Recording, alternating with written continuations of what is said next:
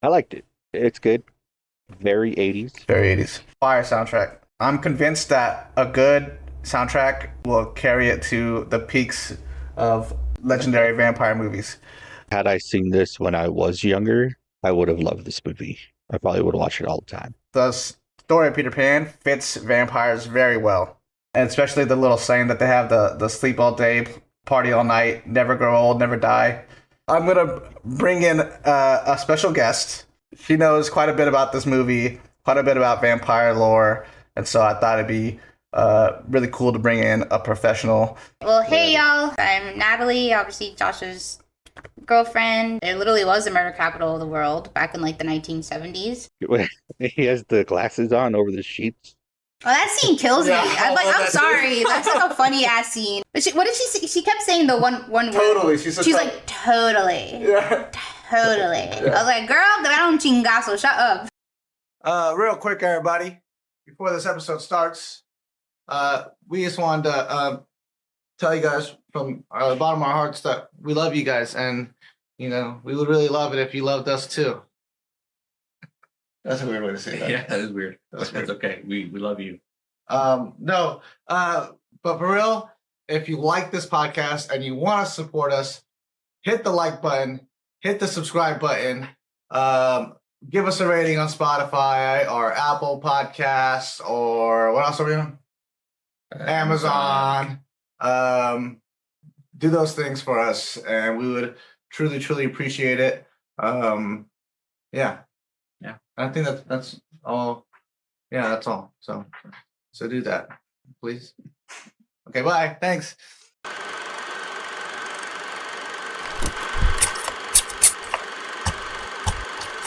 Cinema Rolls Podcast.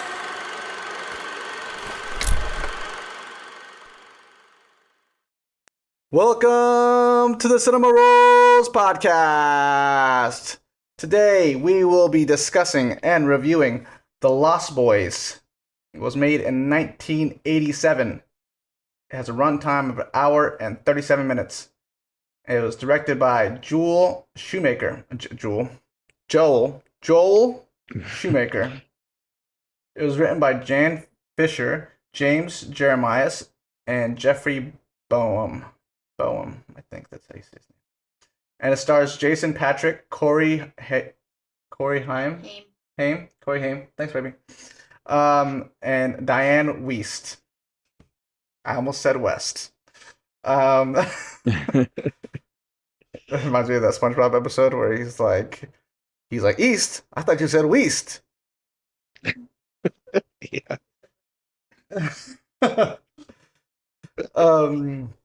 But all right, you want to give him a quick rundown about what the movie is about, Eric? Yeah. Vampires in the 80s. There you go. That's it. That's the Cinema Rolls Podcast. Thank you for coming. Family moves to a new town, and the town is overrun with vampires pretty much, secretly. But one of them is being groomed kind of by the vampires, and the other teams up with some vampire hunters, and that's the movie. Yep. There you have it. You what you think about this movie, Eric? This is only my second time ever seeing this movie. I watched it recently, I think last year. I liked it. It's good. Very 80s. Very 80s. Has a good soundtrack, some good needle drops. Mm. But yeah, I enjoyed it. It's fun. It's a fun movie. Yeah, I agree. I really like this movie. I've seen it quite a few times now. I probably saw it a couple times before I was with Natalie, and then I got with Natalie, and this is her favorite movie, and I think I've watched it maybe once or twice a year ever since. And it's good. I like this movie. It's very 80s, like you said. I think the two best things about this movie, well, there's three really good things about this movie, I think. One is the soundtrack. It's a fire soundtrack. And I'm convinced that a good soundtrack for a vampire movie will carry it to the peaks of of legendary vampire movies. So the soundtrack's dope, and then two, it has like really good world building. Like in the beginning when you first get to what's the town called again, baby? Santa Carla. Santa Carla, right? Not Santa. I want to call it Santa Cruz, but not Santa Cruz. Technically, in the movie, it's Santa Carla. Yeah. When they first get to Santa Carla, and you see all the happenings right during the day, and then you see all the chaos that's happening at night, and then you kind of get this little bit of like foreshadowing about it being like the murder capital of the world or whatnot. So there's kind of like an uneasiness as you're coming into this new place with the characters. It's also new to them, and then you get to see all these people that are within it, and it's almost like it reminds me of like a beach town Gotham. Okay. Yeah. It's like all these like crazy little hoodlums are running around, and people are just kind of running amok, in this little beach town. And so if you like really pay attention to the movie in the beginning, it sets up the stage for the story very well. And then the third thing I really like about this movie is the mix of Peter Pan and vampirism. I feel like the story of Peter Pan fits vampires very well. Right. And especially the little saying that they have, the sleep all day, party all night, never grow old, never die. Like, yeah. It fits the whole Peter Pan thing, and it fits the vampire thing. It works well. It's a good mesh. So those three things alone, I think, makes this movie very, very iconic and very legendary. So, yeah, I like this movie. You want to move on to ratings? Ratings. Yeah. I don't know what I would rate this movie. Honestly, watching it the second time, I kind of enjoyed it more than I did the first time. So I think I'm going to give it an 8. Nice. That's good. I will say this movie, it is a little campy corny at times. The dialogue at times is pretty campy. I think the target audience is probably like middle schoolers to high schoolers, but like middle schoolers to high schoolers that were in the 80s, right? I feel like as time progresses, that target audience kind of also changes a little bit as to what they're into and what's cool and what's funny, right? So I think because the target audience was kind of younger kids, it comes off even campier at times. But I think because of that, I think I actually would rate this movie just a little bit lower than you. On Letterboxd, I gave it a 3 stars out of 5. And Natalie was like, it should not be a 3. She's like, it should be at least 3.5 at minimum. And I was like, so I think I'm gonna go 7.5 for The Lost Boys. That's fair. I think that's fair. Yeah. Honestly, first time I watched it, I probably would have given it like a 6. Yeah. Yeah. Yeah. The first time I watched it, I was pretty young, and I don't think I was paying attention to it a lot, and so I just kind of liked the hot girl in it, and the motorcycle stuff and the flying around and shit. Yeah. Yeah. Now I feel like had I seen this when I was younger, I would have loved this movie. I probably would have watched it all the time, but yeah, I didn't. But yeah, our cousin Mayo said he watches it once a month. Once a month? Oh dang! This must be like it's like I'm going to bed movie or something. Yeah, and I was like, that's crazy. I used to back when I had a TV in my room. I don't have a TV in my room anymore. I would keep telling Natalie we should put a TV in our room. But I used to go to sleep to movies all the time, and one of the movies I used to go to sleep to was Sweeney Todd.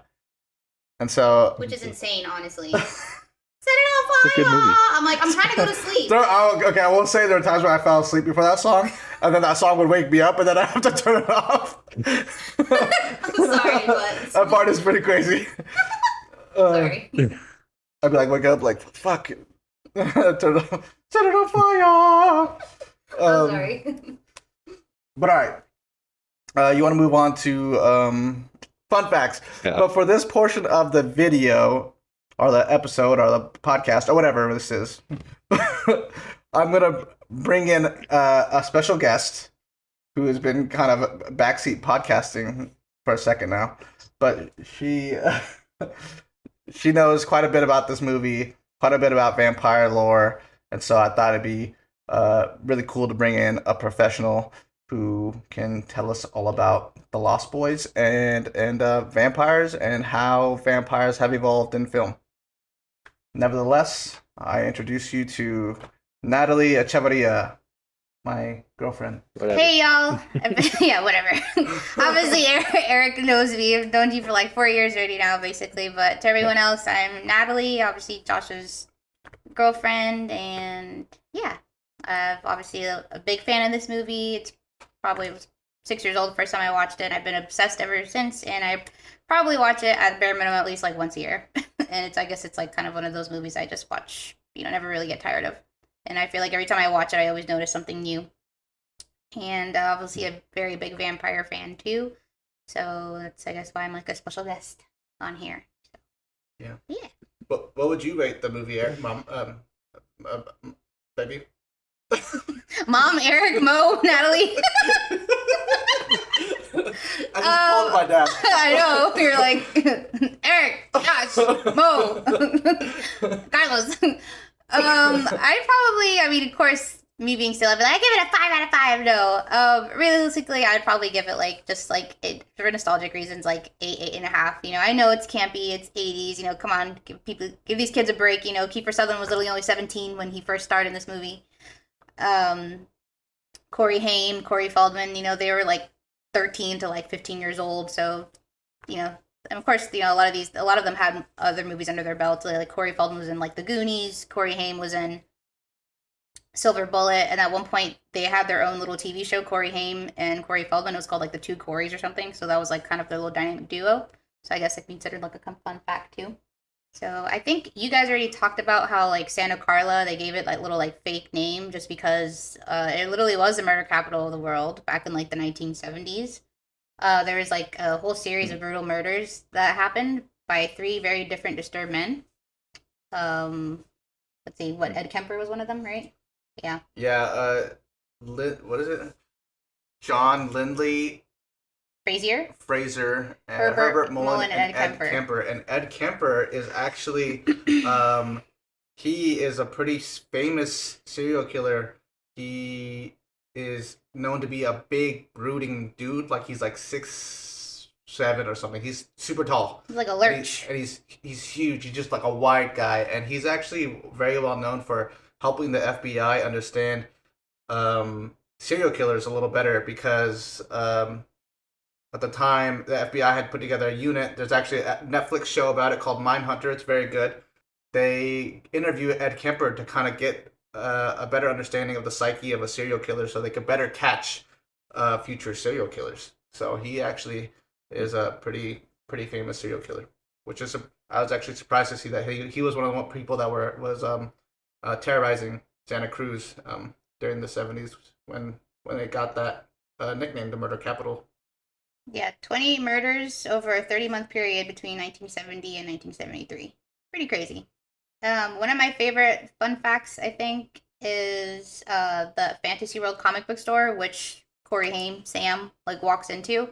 And when the Frog Brothers are harassing him, with their little, puberty cracking voices, like, hey, read this, vampires everywhere, It's owned by Joe Ferreira II, who still carries the original #1 issue of Vampires Everywhere. And that comic was specifically created only for that film. And its opening page is signed by all the cast members from the movie. And then also the owner allows any shopper to hold it and take a photo of it free of charge. So I've been like begging Josh. I'm like, please, I want to go to Santa Cruz. And I would specifically want to go around like the time where they, put the movie on like the big like outdoor theater. And I'm pretty sure actually it's either Joe or I think the guy that like actually created the comic book. I think they're the same person. He's actually in like one of the opening shots too, like right when Sam walks in to there, and I think you see like 2 guys like back there like playing like pinball or something. Like he's actually right there, which I think was pretty cool too. What else?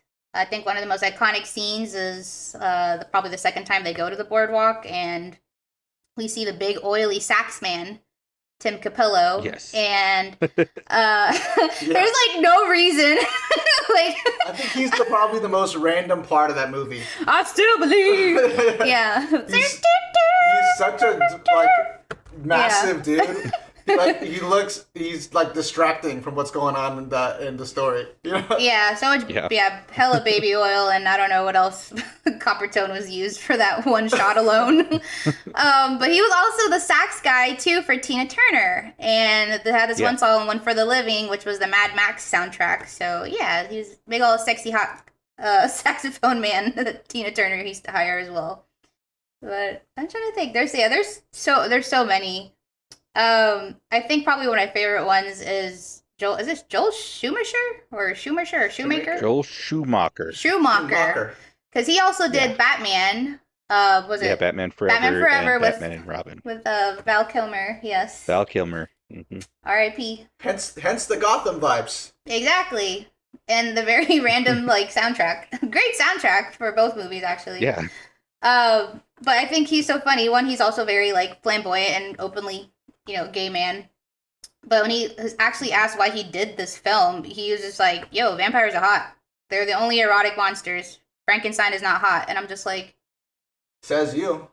I mean, according to Book Talk Girls in 2025, they're going to be like, hear me out! And I'm like, yeah, no. But, Book Talk Girls are crazy. Book Talk Girls are... yeah, Book Talk Girls are crazy. And I think one of the other things I thought was funny about this, I was just like doing a deep dive yesterday on IMDb. When it came time to, casting, of course, like, I'm like, okay, we have these hot guys, we need like at least one hot girl. They originally weren't going to put Jamie Gertz, pretty big curly, big haired girl. He was like picturing a wayfish blonde, and I'm just like, no offense against blondes, but I was like, no.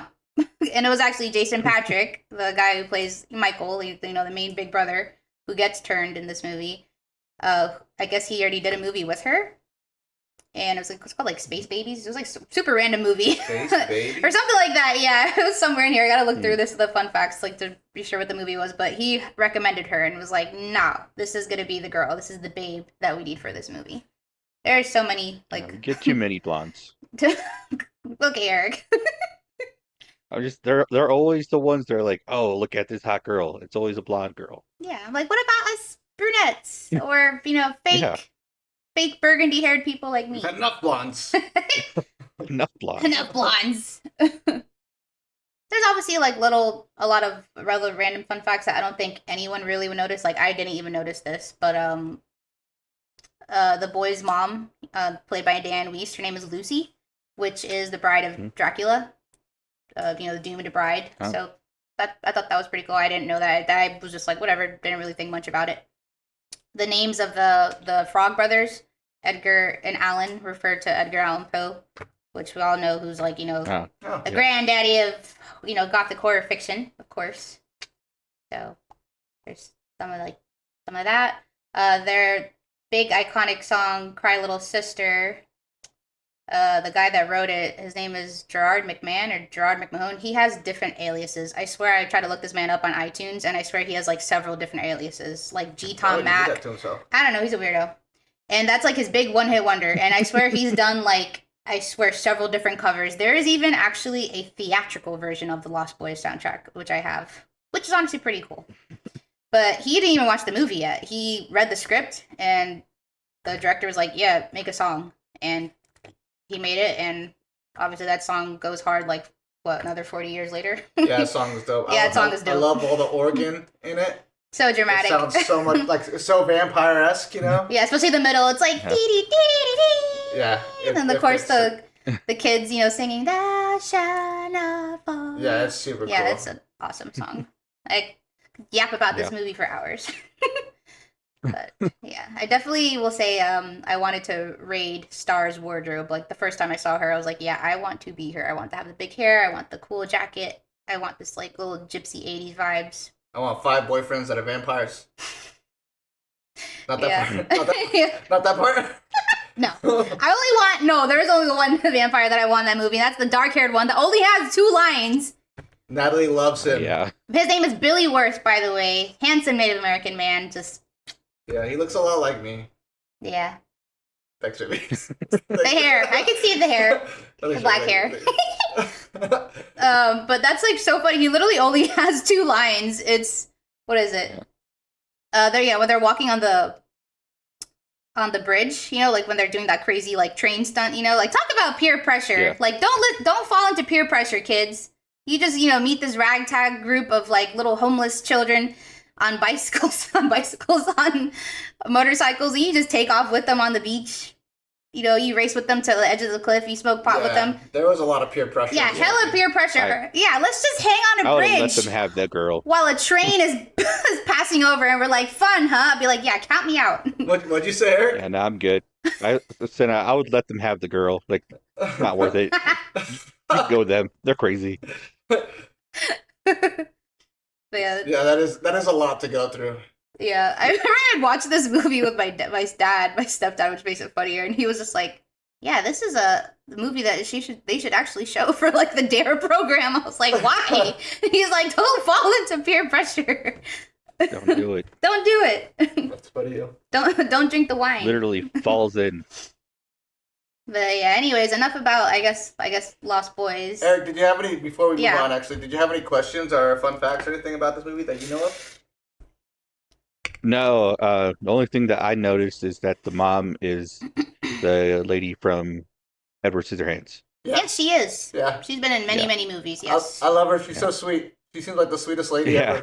ever. I know. She's like, I don't know. Yeah, she reminds me of like Jennifer Coolidge's nicer sister. Not that Jennifer Coolidge is not nice, you know, but like, you know, she has like a real husky voice, you know, like he makes me want to have a hot dog real bad. It stops like this.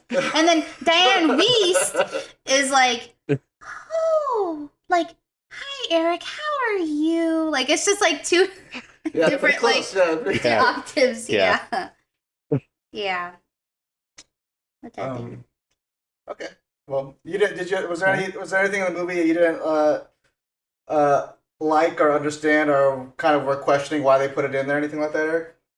One thing I was interested in is how they turn people into vampires. Because I guess it was the lead vampire's blood in the bottle, right? Mhm. And that's what caused him to turn. I don't know. It's always different, like from movie to movie, like how that works. So I was a little confused, like why he was turning into vampire after having just like a sip of some blood. Yeah. So Yeah. my, I guess, like theory, because like I said, it's different in every book and every movie. There's, like I said, that eventually I wanted to just like kind of, you know, just get off Lost Boys and just segue into like, you know, the lore and I guess how this movie did it. But yeah, like I said, he drank David's blood, quote unquote, and he just became like half vampire, and he doesn't become a full Yeah. vampire until he makes his quote unquote first. He makes his kill. Yeah. But that's pretty much it. And did it have to be David's blood, or could it have been any of theirs? Or That I'm Well, not sure. Yeah. I'm surprised it wasn't like their master's blood. I'm thinking it was his. I think he just assumed it was David's because he assumed David was the leader. Yeah. Okay. I think so too. Yeah. Mhm. Because I mean, at one point, you know, he's just like, I drank, you know, it wasn't wine. You gave me a drink. It was David's blood, you know. And then his little brother's like, "You drank someone's blood? Are you crazy?" You know.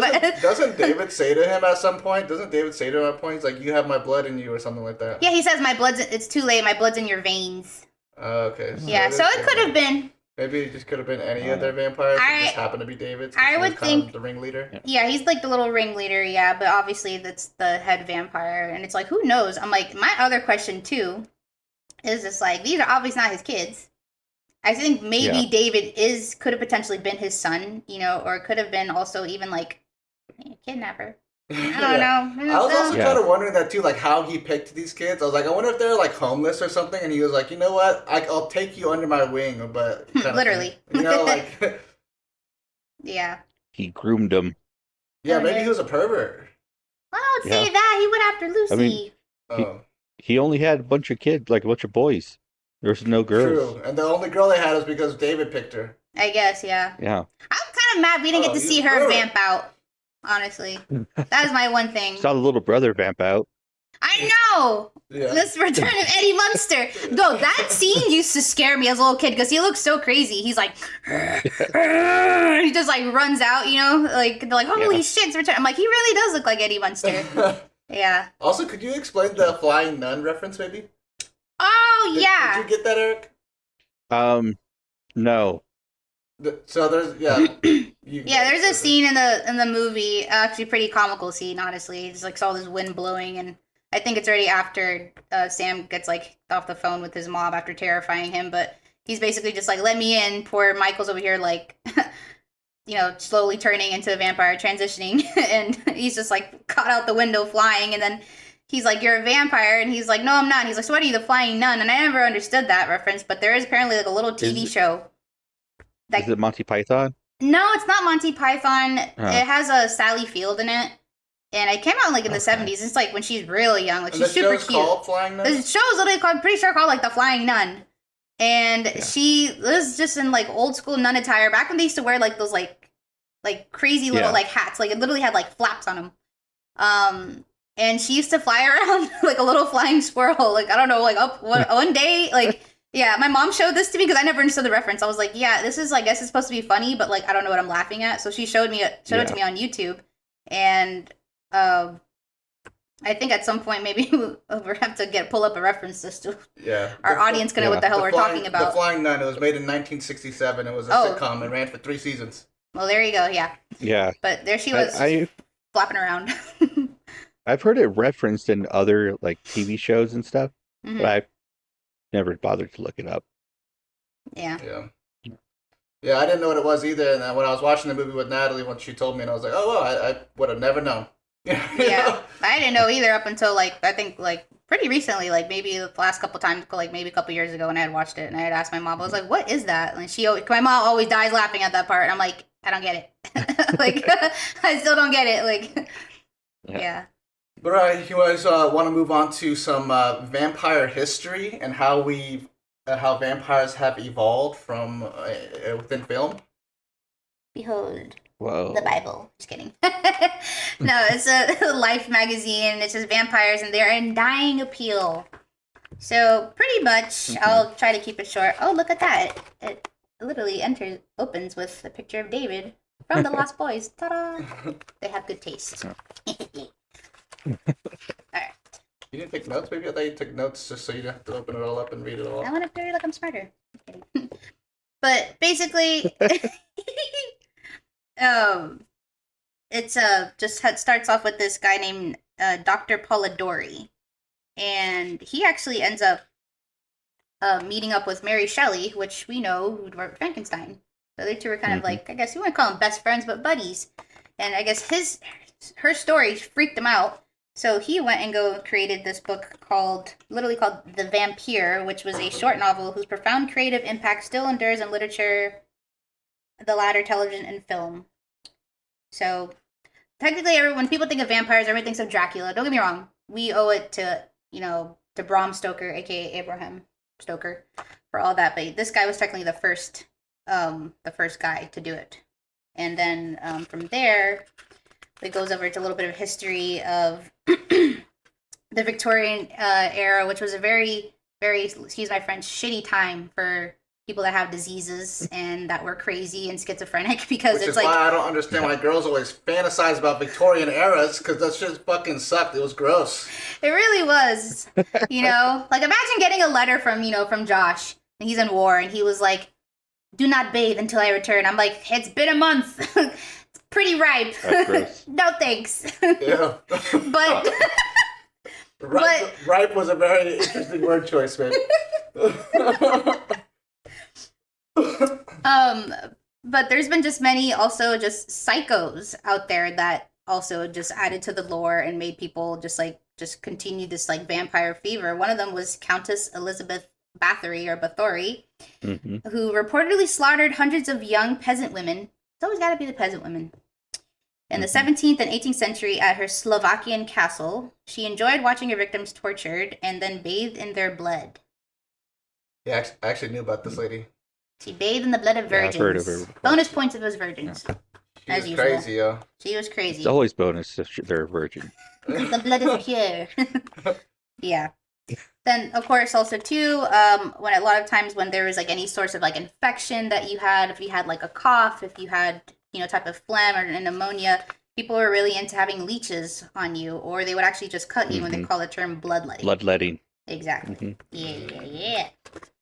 So, then, of course, too, many cases where people would often get buried alive. That big phenomena is just this weird phenomenon that happened where the person, they would presume them dead, or that they're pronounced dead. They would bury them. Can I take over a little bit? Yeah, go ahead. So Josh loves this stuff. So back in what was it, the 1800s, 1700s? Yeah, that whole crazy era. So and there people would they get buried alive sometimes just because they would be pronounced dead wrongfully, and what they would do is they would bury a bell with them. And so if they're actually still alive, they can ring the bell to get out. Yep. And then also too during this time, a lot of grave robbings happened. So sometimes people would go back to the gravesite and see that someone was dug up and the body was missing, and they would just assume that they were a vampire. Right? Wasn't that a thing, baby? That is a thing too. Yeah. So that was a thing as well. Of course, this often happened to women, as usual. The whole witch hunt. So on top of being accused of witchcraft, you could also be accused of being a vampire. If you're like just a sickly person, I'm just like, that's pretty, just discriminatory. Yeah. That too. And people would be crazy. They would, the person would already be dead, and they would just bar it with like iron or metal bars or like silver, or they would just put a good old stake through the heart, through the rib cage. They would also just shoot people, already dead people, in the face just to make sure that they stayed dead, so they wouldn't quote unquote rise from the dead. So, but yeah, Gotta make sure. you gotta be sure. You gotta stay sure. And then of course we have the animals like the vampire bat. Who inspired that as well, with the whole thing. They are very weird little creatures, you think about it, like bats are already kind of scary in a sense, because they're just such mysterious little things. Most of them only, obviously, insects, there's only one that drinks the blood, which is obviously the vampire bat, but that's of course a thing. Then we obviously have our big names, Nosferatu, which is basically just a German ripoff of Dracula. It's pretty obvious.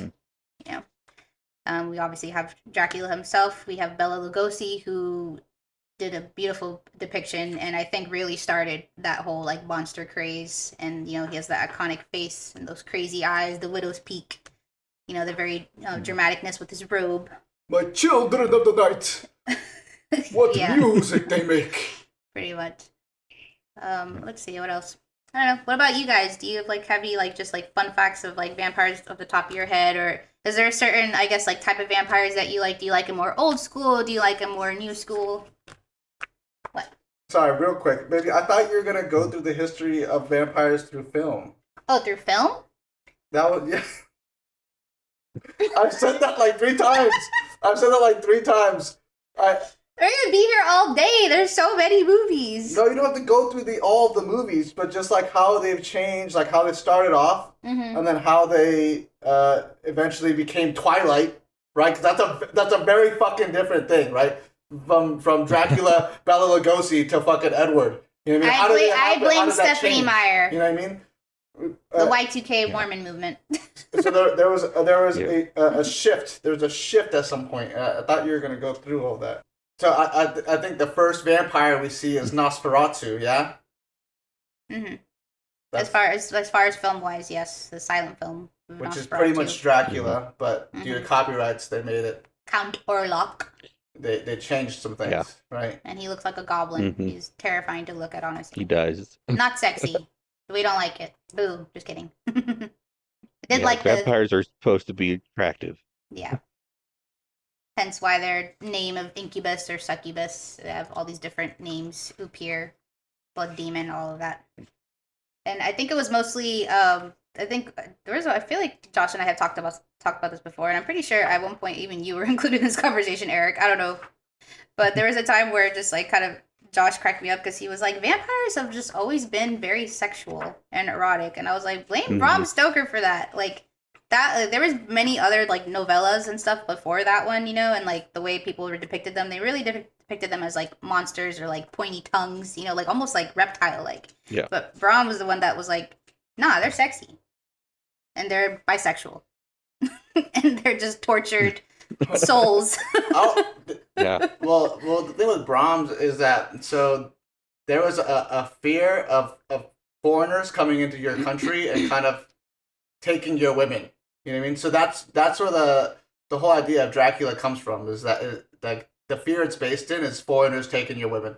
That's still a fear today. Which is why Dracula has this crazy what is it, Hungarian accent? Is it Hungarian? Hungarian, Transylvanian, Romanian accent, Romanian Sorry, he's accent. Transylvanian. Yeah. Yeah. Bram Stoker, some people might not know this, is speculated to be gay, actually. So Sorry, Eric's face. so the vampire lore has always kind of had a little bit of a sprinkle of gay in it. You could tell. Yeah. Yeah, I think honestly, Yeah. and it's like I say this, and not to sound like I was like, don't cancel me, but I feel probably the most like sexually frustrated vampires I have ever read about was probably Anne Rice's Vampires, the Vampire Chronicles, and That makes watching sense. Interview with the Vampire, I was just like, because these vampires, it just like I said, it varies by film, varies by book. They cannot copulate, for lack of a better word. So the closest thing that they have to that is drinking blood, which is like a frenzy. So, but yeah, reading that, I was like, y'all really need to touch some grass. Like, it's just like I've never read about like vampires that were just so like horny. I was like, wow, this is really over the top. I loved it though. No shade to Anne Rice. She was amazing. She's great. But Do you think that's where all the Tom Cruise's gay rumors started? Maybe. Yeah. I think that shit started when he made Legend. I don't know. No, I'm that just makes kidding. sense, too. No, you know what? Legends actually, yeah, Legends before Top Gun. Top Gun was for sure. You know, Tarantino has a whole rant about the real meaning of Top Gun. It's about a man struggling with his sexuality, and that's why. Yep. And that's why he doesn't. The whole time the girl's kind of trying to get with him. She's kind of like playing hard to get until she dresses as an officer, and then he's about it. Ah, so he pulled some scary movie shit. And at the end, when he finally embraces his rival, that's him finally embracing his gayness. Iceman. Yeah. Yep. Tarantino said it best, though. You know, if anyone, I'm sure he did. if anyone wants to go look at what I'm talking about, go look up Tarantino's rant about Top Gun, and he'll say it better than I could ever. What about The Outsiders? I'm just kidding. I love The Outsiders. That's a good movie. Stay golden, honey boy. Yeah. Yeah, but now we've taken up a good chunk of time, so I think we should actually move on from vampires, unless you guys have anything else to say, or any more questions, or any more things you guys would like to bring up about vampires.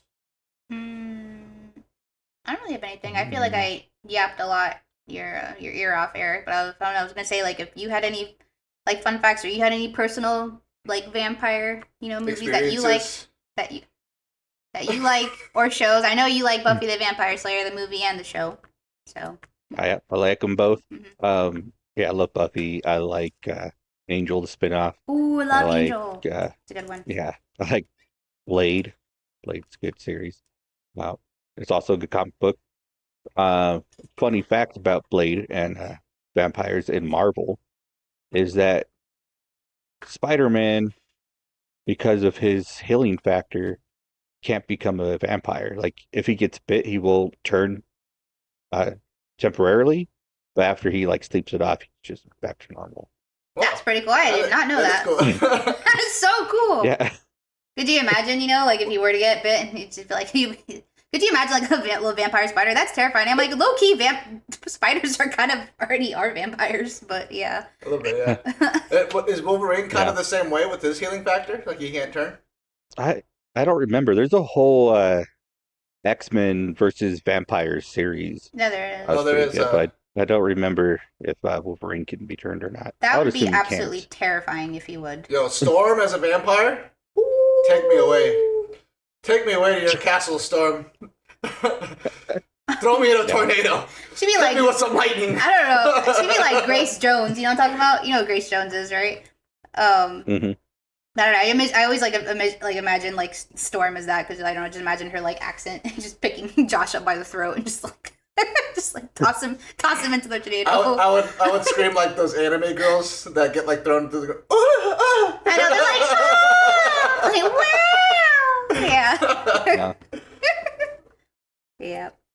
All right. Well, you guys want to move on to suggestions then? Well, as you said, Buffy, that's my suggestion. It's the only one I can think of, but specifically the 1992 movie, because it is a little more campy and fun. I just think it's a good movie, and people should watch it. I actually have never seen it. I've only know of the show. I'll have to watch it Really? sometime. Yeah. I don't think I've ever seen Good. it either. Actually, I've just watched some episodes of the show. Connection to Lost Boys. Kiefer Sutherland's dad, Donald Sutherland, is her watcher in the movie. Oh. Okay. Yeah, Dang, the Sutherlands and their vampire yeah, and lore. what's his face? Paul Rubens is in it too.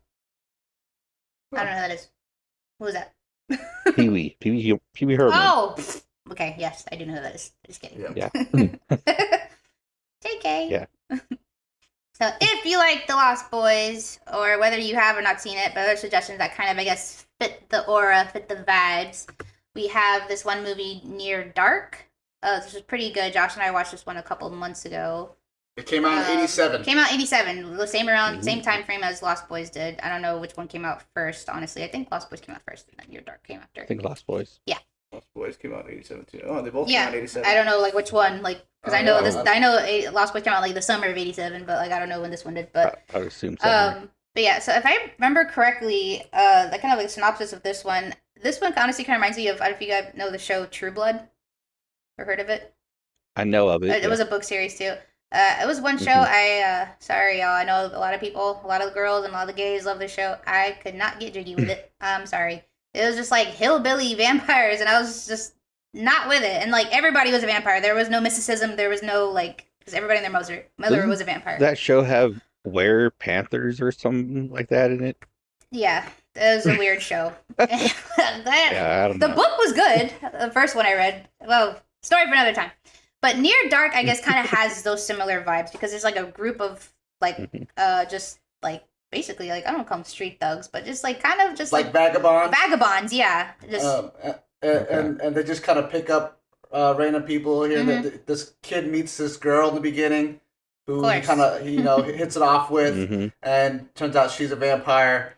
She turns him, and then after he gets wrapped up into their little gang, their world of vampirism, where they travel across the country in a van,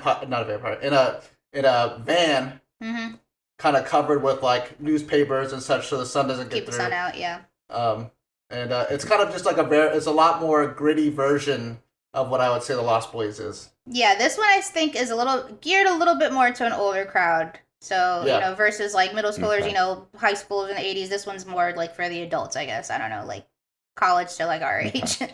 A lot more gritty, like you said, and a lot more violent. So yeah, this one's pretty cool. It cool. It has a really cool bar scene in it. That I think that was my favorite part of the movie. Yeah, it's just like I don't know, like think like I don't know, Western vibes with like still 80s leather and denim. Just kind of combine those two because there are definitely a couple times where it just reminded me of like a Western film. Another one is Fright Night, which is a classic, honestly. If I remember correctly... You seen Fright Night, Eric? I've only seen the remake, Colin Farrell. Okay. Yeah. The original's good. I like the original better, actually. RIP. Yeah. I actually haven't seen the new one, but this one was pretty good. And it was actually kind of scary. I know technically it was supposed to be like a dark comedy, but I'm like, this one actually scared me when I was a kid. It was just all the body horror, and I was just like, oh, okay. But it's like a teenager who just thinks that his neighbor is a vampire. Turns out he is, obviously. And he's just committing... It's like Disturbia, but with a vampire. Exactly. Yeah. And honestly, yeah. Honestly, that is a perfect description. Yeah. There you go. Thanks, Eric. This is why I need you. I need you here. But yeah. It's a good one, too. Then we have another one called Elvira, Mistress of the Dark, which is another personal favorite of mine. This one is a comedy horror, and Elvira, she's just like, it's kind of technically a little bit hard. I'm like, is she like a witch? Is she a vampire? You know, never really kind of figure it out. She's just a sexy goth She's babe. just a sexy goth babe with nice perky boobs, and I was like, And she still is. hence this outfit that I'm wearing. And she just inherits like a rundown mansion and stuff, and she has like an evil uncle, and I don't know, see, it's just a little bit of slapstick vibes, but it's a very fun movie, and honestly, like I said, if you're a guy, watch just because there's a hot goth babe in it with big boobs. There you go. Have you seen it, Eric? I haven't seen any of her stuff, no. Yeah, she also has a TV show too, you know, where she's like, I'm Elvira, Mistress of the Dark, you know, like, yeah. I've never seen it either, actually, but... Yeah, she was at Fan Expo this year, at Denver Fan Expo. She still has a huge following. Really? Mm-hmm. Yeah, she had a huge line. She's like, what, That's like crazy. 60 now? She still looks adorable. Good for Yeah. her. Honestly, Yeah, hell yeah, good for her. Another one, I actually have not seen this one. I don't think. So it's a suggestion for It's a suggestion for everybody. here. Yeah, like it. I'm like, maybe I might have seen it. Maybe I'm getting confused with another movie because I said there was a lot of vampire movies that came out in the 80s. Like I said, they were on a craze for a hot minute, and they're back again. David Bowie's in this one though. Do you want to give him the title of the movie, baby? So sorry, it's called The Hunger. Came out in 1983. Okay. It was building a lot of suspense. We needed to get there. Sorry. But yeah. But it has David Bowie, Susan Sarandon, I think even Willem Dafoe is in it as well. But it's basically just a love triangle develops between a vampire, her companion, and another lady. I want to watch this one. I've never seen it. Mm-hmm. Sounds good. Oh, Willem Dafoe like is in Bowie. it. Yeah, he is in it. Yep. Like I was like, back when Willem Dafoe was actually a little bit attractive, actually. Does he hear me out? He was a hear me out, not gonna lie. when he played Jesus. What? It's a Martin Scorsese movie. Baby. Oh. He played Jesus. Yeah. Last Temptation. Yeah. Really? Yeah. Mm-hmm. I gotta watch that one. It's a very controversial movie. I have to watch it too. I haven't seen it either. It is. Yeah. I I haven't seen it. I'd like to. Same. This is a suggestions from me. For me. This movie is a Disney Channel movie, and it's called Mom's Got a Date with the Vampire. Yeah. I would suggest this movie just because, in Lost Boys, their mom gets targeted by a vampire, and that's what this whole movie's about, is their mom getting targeted by a vampire. It's obviously a very childish movie, but if you have kids, it's a good one. I think it's a good one for kids. Mm-hmm. Honestly, honorable I mention. remember that movie. Yeah. And then, like, speaking of like kids and vampire movies, honorable mention, we should have put the little vampire. What the hell? But yeah. Yeah. That's a cute one. That is a very cute one. Yeah, like I said, I could be here all day, all night talking about vampires. They're my favorite monster, and they're back, baby. No, not just because of Twilight. Anne Rice has given the green light for her Vampire Chronicles show to be put out, Interview with a Vampire. I was not gonna lie, I was a hater. I had my my judgment already, but I renounced it immediately because it was honestly flawless. So you guys out there want to, if you haven't watched the movie, just still definitely watch the movie that has Tom Cruise in it and Brad Pitt. Still great. Antonio Banderas is in it as well, but give the show a chance. I know a lot of people are like, no, I don't want to. They made it, an actor black. You know how people get mad about these things, but it's a good show. How dare they? How dare they? But it's a good show. But all right, I'll give the floor back over to Josh. Thanks for having me on. Hope I didn't yap too much. Before you go, actually, I wanted to talk about Twilight for a minute. Guilty pleasure. I don't. Yeah, that's fine. Twilight every day. I do not watch Twilight every day. I come home and Twilight's on the TV, and I'm like, "What are we doing here, bro?" And I'm sitting here, and I'm just like, "There's a possibility." I feel like I'm in Groundhog Day, you know. But I recently watched this video of this ex-Mormon lady who was talking about how I'm sorry. Twilight, yeah, Twilight is obviously like written by a Mormon because the vampire family is like a Mormon family, and how like they try to like present themselves as like so perfect, and they're trying to like groom Bella and get her into their family. I don't know. I just thought it was interesting. She obviously had more points, but I can't remember. Whoa! I never noticed that. That's so true. Yeah. I can talk about Smire, is what we call her. I'm also part of this silly page on Facebook called the Twilight Ship Posting Page. Nat is actually famous in that page. I am famous. I have been famous 3 times on that page. I had a friend from like childhood who reached out to me and was like, "Is this your girlfriend?" And I was like, "Yeah." And she's like going viral on this Twilight page I follow. Yeah, the joke that I put is I got to meet Jamie Campbell-Bower. Thank you, love. Yeah. I don't know who that is. He was in Sweeney Todd. He also plays Vecna in Stranger Things. Yeah.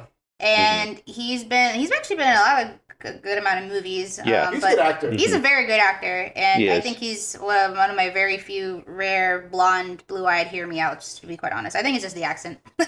But I got to meet him, and as a joke, I put that I supposedly met Kyes. Kyes is a character from the Twilight, universe, which he played, and I obviously was being satirical because it is a satirical page. And I got, I don't know, at least like 10K, 15K, like, reacts to it. So, yeah, like I said, his friend or acquaintance is like, yeah, your girlfriend's trending. I'm like, I'm trending. Yeah. But anyways, back to Stephanie Meyer. back to Stephanie Meyer. Smire. She is very problematic. Yes, we all, us Twihards, we are a guilty pleasure. We love and hate this movie, the series and the books included. But it's like a guilty pleasure. We know that it's bad. It's so bad that it makes it good. The soundtrack is amazing. We know this as well. But yeah, she is very problematic because there are many things that she writes about in that book where you just read it and you're like, that's weird. Hey, Loca, where you been? Yeah. So another theory, it's funny that you say that about the whole Mormon thing, is that like we need more of a spin-off about the Native American wolves defending their land from the colonizers, which basically the Cullens are. And the Cullens aren't the first vampires that came to that land and messed it up for the wolves. So there is that topic as well. And the whole thing about it is just weird because we already know that Smire's a Mormon, and it's very obvious that Bella is her. Brown eyes, brown hair, socially awkward. Okay. The fact that her brother's name is Jacob, which is the name of the wolf name in the book, is weird. And then do not get me started on the whole imprinting thing, because that shit still pisses me off to this day. I'm like, he could have just not. He could have imprinted on anybody else, but he had to imprint on a baby, and it's just weird. That is not weird. Yeah. But yeah, we could talk about Smire all day and how weird she is, and obviously, with the whole waiting to have sex till you're married, that whole thing, But yeah, that makes a lot of sense though with the whole Mormon thing though, Eric. I never realized that. Like growing up in Colorado, right next to Utah, I knew a lot of Mormons, and so and I feel like a lot of Mormon families that I knew, one, they were massive families. Which they were bigger families. Two, they were like all blonde hair, blue eyed people. I was, what is going on with this Aryan ass religion, yo? Even if they're not like naturally blonde, most of them will dye their hair blonde. At least the women will. They have like this ideal image of what like a woman's supposed to look like, and so they're totally actually okay with their women getting breast implants, but they're not cool with them getting like tattoos. So I don't know. It's interesting. Interesting. Yeah, that makes no sense. And then the Colons, right? The main Colon, he's like a blonde hair guy, right? Main colon? Yeah. Their the father. Oh, Daddy Carlisle? Yeah. I know everybody was all like, "Oh, Edward." I was like, "Have you seen the dad though? The dad that's not really his dad. The dad who's actually only 23 in the book. They have to age him to make it like more appropriate." But yeah, he's blonde. Rosalie, she's blonde as well. But the funny thing is though, is that you say that about Mormons. It's very obvious that Smire does not like blondes. What do you mean? Interesting. She does not like blondes. She also gives the angry, kind of like Diary of a Mad Black woman trope, but she makes it against natives as well. Like I said, we could be here all night, bro. I got the lore, all right? But she gives Rosalie this horrible story of her, where I think Rosalie was like a very pretty girl, like in the 30s or 40s time frame, I think, or maybe a little bit earlier, like in the 20s. She has this whoremonger, of a fiance who actually ends up getting drunk and assaults her in the middle of the street with his friends. And I say assault. You can imagine all types of assault, and just leaves her there to die. But it's pretty obvious, though, that she just doesn't like blondes. One, because she gives her that story. I mean, yeah, it could happen to anybody, but she gives her that story. And then when Carlisle, the main Cullen dad, if you want to call him the doctor, turns her, he turns her because he wants Edward to have, like, a mate. Because everybody has a mate. That's actually a very big vampire thing. All vampires have mates. Oh, right. That's a very big thing. And if you kill their mate, you're going to die, too. So Edward was like, "Oh no, you're blonde." Ugh. And he was also she also made her like very pretty, like she was very pretty, but like she made her like the very like typical like stuck up airhead blonde, or like they made her and also when Stephanie was like describing her in the books, I remember reading it and I was like, after the frontal lobe developed, I like reread this shit and I'm just like, damn, what do you have? Like, I don't know, you really don't like this lady. Is Stephanie Meyer naturally blonde? No, she's brunette. Oh, well, there you go. Brown hair. Eric just said that they have kind of a peer pressure thing to be blonde. She is not naturally blonde. Yeah. And then she writes all these blonde characters in terrible situations. Seems like there's a bit terrible of jealousy. situation. Seems like there's a bit of jealousy and envy. Coincidence? I think not. Yeah. But yeah, all in all, it's just kind of like the whole thing, like, I guess, like, J.K. Rowling, they deem her a very problematic author. So, yeah. Yeah. Mm-hmm. Yeah, so there's plenty of things that happen in that book and the movies where I'm just like, yeah. But the biggest crime is having a vampire sparkle. Yeah, that's the biggest crime. Because, like, what is even that? That is the biggest. I was done after I saw that in the first movie. I was heard like, nope. that, and that was the main reason why I didn't go see Twilight when it first came out. Yeah. And, I went to see it because I was promised a vampire love story. It's like, okay, I like vampires. I like romance. It makes sense. I went inside and I was like, no. You like romance, Eric? No way. Eric love romance. Eric loves romance. Really? He's a hopeless romantic. There you go. Hopeless romantic. Yeah. Your romance hopeless. I almost said Yeah, you're like, no, I got this horrible angsty love triangle, where homegirl's over here torn between a wolf and a vampire. A wolf that's also like 3-4 years younger than her. Also weird. Mm-hmm. Yeah, it just keeps the plot thickens. Anyways. But alright, you guys want to move on to the bucket pool movie? Babe, did you want to stick around for this, or are you done? You want to stick around for it? Yes. Okay. Cool. Is our favorite slasher. Alright, well, last week we pulled out of Eric's Mind Flayer chalice named Squidward, and we pulled the movie Halloween. It was made in 1978. It was directed by John Carpenter. Yes, the legendary John Carpenter. You heard that right. It's written by John Carpenter. It's also written by Debra Hill. This stars Donald Pleasence, Dr. Loomis, Jamie Lee Curtis, Laurie Strode, and Nancy Kyes. Kyes, how do you pronounce that? Kyes. I don't know. I don't know who that is. Here you Probably go, one of the here. girls. I would assume like your best friend. Annie. Oh, yeah. She's like the second one to bite the dust. Yeah. But alright, what'd you think about this movie, Eric? I know you've seen it before, but... Honestly, I had only recently watched it for the first time, I think like 2 or 3 years ago. And I think this was my third time seeing it overall. But I like the movie. It's good. Yeah, I don't know what else to say. Jamie Lee Curtis, great, as always. Michael Myers is terrifying. Yeah. I like Yes, that he he moved the bodies around. Like he set up her friend on the bed with the tombstone, and then the dude was like hanging in the closet. Like, I don't know, it was funny. He's like low-key a comedian, a sadistic comedian, but a comedian. Yeah. Yeah. Yeah, he's pretty funny, yo. Honestly, yeah. Yeah, like he has the glasses on over the sheets. Oh, that scene kills me. Yeah, I'm like, I love I'm that sorry. scene. That's like a funny ass scene. I Like, love that I don't know, that scene. And the girl, she's like, "Did you get me a beer?" Yeah. I You know? hate that. I hate her character. But what did she say? She kept saying the one word. Totally. She's like, totally. Yeah. Totally. Yeah. I was like, girl, I don't chingazo. Shut up. Yeah. Totally. Yeah. Yeah. Shut up. I actually sent that scene to Natalie today, and I was like, "This is me trying to spice things up." I also like the death scenes, just because, granted, they got a little bit more violent and gory, you know, as the budget was be able to budget more, you know. But I just feel like when it came to like having the actresses, you know, act, just like, okay, roll your eyes to the back of your head.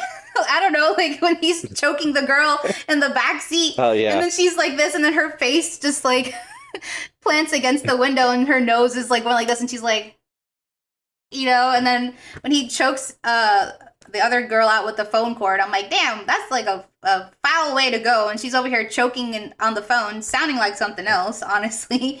And Yeah. we're being honest. Who dies like that, yo? Yeah, she's like, suggestive sounds, and then her eyes are crossed, and she's like, she literally just, like, I don't know. It's honestly pretty funny. But anyways, what we normally do, love, is now you would tell what you thought of this movie. Okay, sorry. I'm very, the word, very okay. animated. Natalie took the scene that you mentioned, and she just ran with it, yo. Yeah, no, it's fine. It works. Okay, I'm back.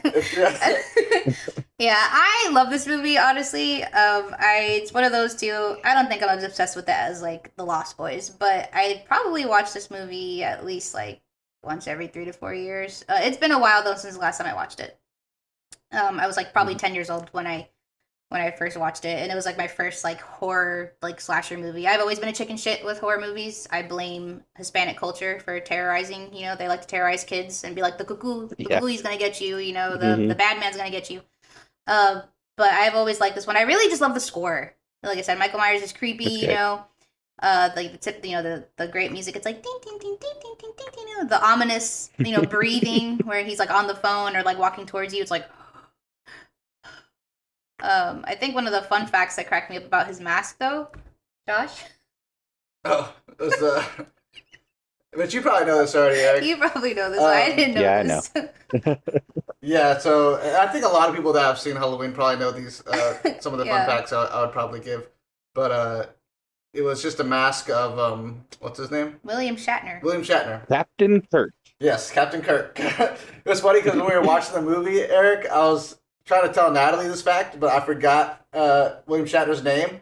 So I was like, Yeah. He's the guy that played Captain Kirk, and Natalie's like, I don't know who that is. Chris Pine. Yeah, she was like, I don't know who. She's like, I don't know. I don't really watch Star Trek, you know. Yeah, but like I don't know. But then you said something He's like, the judge from Miss Congeniality. yeah. I mean, I know who William Shatner is, but I think if you're like, oh, the guy who's like super like over the top eccentric, like, but then even then I was like, oh, William Shatner, and he's like, yeah. And now I used to think, I mean, his mask is still terrifying to me. That was probably always like my favorite things Yeah. about him. Like, it's like I love these movies, but I still was really scared of him.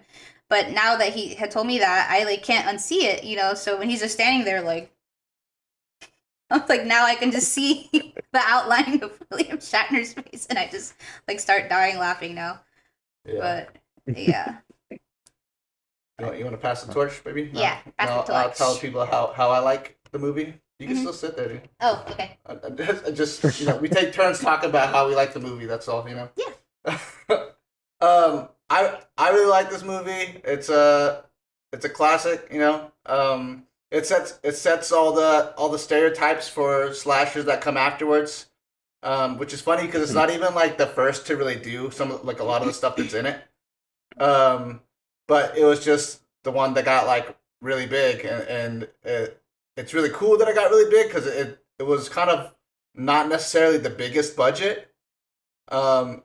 John Carpenter wrote the music himself, and he did it the night before. Mm-hmm. You know, like he was like, Wow. we need a score, and he just stood in his room all night making a score for the movie, which is Wow. and it's a fire score. It's iconic. People know it to this day. You know. Mm.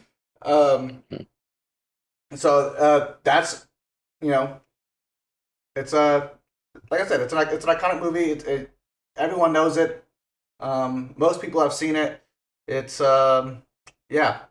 it's really cool. And then one thing I like about this movie too is that it wasn't they didn't shoot it in the fall. So all the leaves on the ground at the beginning, they put them there. That's why everything in the movie, like the grass is green, the trees are green, like everything looks like it's everything's pretty green, but there's leaves on the ground. Yeah. Like here. But but it's weird because it kind of adds to the eeriness of the movie. You know, it kind of I think subconsciously people kind of don't even realize that that's what's going on, but I think subconsciously it makes it a little more eerie. Like something's going on that shouldn't be happening, you know? Yeah. Mhm. A movie I think people should watch if they like Halloween is Black Christmas, the original Black Christmas. Yeah. Mm. That's a good one. Because there's a new Black 1974. Christmas. There's a new Black Christmas that came out, and I heard it wasn't good. I didn't see it, but this Black Christmas, the original one, it came out in 1974, prior to Halloween, and this one actually sets all the stereotypes for slashers to come. So it has the phone call, just like in Scream. It has the person inside the house, right? The phone calls come from inside the house. That's Black Christmas, son. And then the killer's point of view, you know, just like in Jason, POV. just like in Halloween, you know, that's Black Christmas. Black Christmas is the real one that sets all the stereotypes for all the slashers. Halloween, John Carpenter just picked up a lot of the stereotypes that was in Black Christmas, and they just made his own low budget film with it, and with what he could, with the William Shatner mask from a Halloween store. You know what I mean? And that's why Halloween kind of is the movie that sets the stereotypes for the slashers. Yeah, Black Christmas was actually really good. When did we watch that? I don't even know, but Last year. it wasn't even last year. But that movie, like I said, I know everyone, for people that are like, hate on like old movies, I was like, don't hate on the classics, man. This movie was extremely unsettling. Even at the end of it, I was like, yeah, I'm gonna put on The movie was actually pretty scary. I'm gonna put on Land Before Time or something because like I'm like afraid now. Like make sure my doors are locked. I'm gonna make sure there's no one in my attic. Like this movie was actually very creepy, very unsettling, surprisingly. So yeah. You never seen it, Eric? Never. Yeah. You know of it? Yeah. I know of it, yeah. Yeah, it's like a sorority girls, and Being stalked by a weirdo. being stalked by a weirdo. Yeah, that's Yep. pretty much it. Yep. Tale as old as time. Yeah. Yeah, and what's Pretty much. weird? What's weird is that I thought this potentially could have been based off Ted Bundy because Ted Bundy did the same thing with some sorority girls down in Florida, Mm-hmm. and it turns out this movie came out before that happened. Mm-hmm. Wow. Yeah. And yeah, and then another thing, not about Ted Bundy, but we all know Scream. We all love Scream because it's like a homage to all the slashers before with its own little, twist on it. Aren't they making like another one apparently? Yep. But yeah. But hold on, I had my thought there and it lost it for a second. Okay. Oh yeah. I think it was within Gainesville. There actually was a killer that was out again stalking sorority girls, and that's what inspired the Scream movie. So yeah. What the fuck, Florida? Right. Yeah. Florida weird. We got crazy people here. Mm-hmm. Yeah. Yeah. Crazy people and alligators. Riding on the backs of alligators. And sometimes crazy people with alligators. with alligators. Yeah. But anyways, we kind of went to Halloween to Black Christmas, but yeah. You have anything else to say about Halloween, Eric? Halloween? Only that it was meant to be an anthology series with a different story with each sequel. but because the first one did so well, they just continued that story. Oh, really? Yeah. I did not know that. That's cool.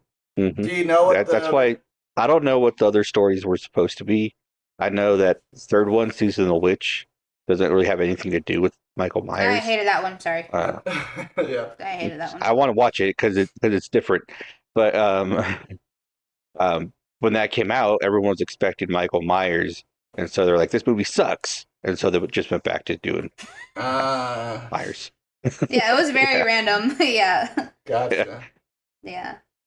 But yeah, it's pretty much the same thing. He keeps returning to Haddonfield. You know, returning Yeah. to this, returning to that. Looking like, for Lori. Looking for Lori and his, because I think his little sister's still alive too. He's after her as well. Yeah. Yeah. And then, I think there is also like the Halloween that Rob Zombie did. I know people or mixed reviews on that one. Yeah. Some people didn't like it. Some people did. It's kind of one of those. I thought it was okay. Yeah.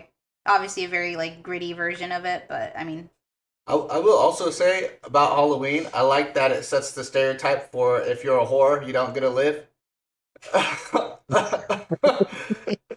wrap it up. all of Jamie Lee Curtis's friends all have sex. Well, or the first one doesn't get to. She's on her way to though. You know. Yeah. Darn. But they all show their titties. They all show their titties, and because of that, he gets them. They have to die. How dare they? I mean, I guess that's how the movie starts off. His sister's doing her thing. Yeah. And he, I think what's Yeah. crazy. Can I say something about that real quick? Yeah. Say it. Mhm. I don't know why I do not remember that scene. I mean, I do, but I don't. The I very beginning? just don't. They're just there. I was like, I don't remember that. Like, I remember him, like, you know, killing somebody, like stabbing Yeah. somebody, but, and then she's all like, oh. Was And it you that I was talking to, baby? That you're like, I don't think there are titties in Halloween. And I was like, what are you well, talking no, about? I There's think you titties. were Yeah. you were specifically hell bent on specifically Jamie Lee Curtis's titties. I Oh. was like, they weren't in the movie. I know Not that in the titties first were in one, the movie, But but doesn't she show them in the other one? the second one, maybe she's running around in a I don't nightgown. We gotta watch the second I one. think she I shows personally them like in the second one. I like the second one a lot I forget because though, it's been a while. the kills get like amped up, and it's like a shit show. It's actually really scary. I actually really like the second one. We should watch it. Okay. Just saying. Deal. Just saying. Boobs or not, but yeah.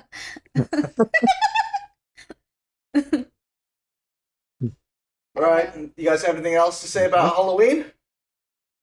Mm, No? You good? All right. I don't think so.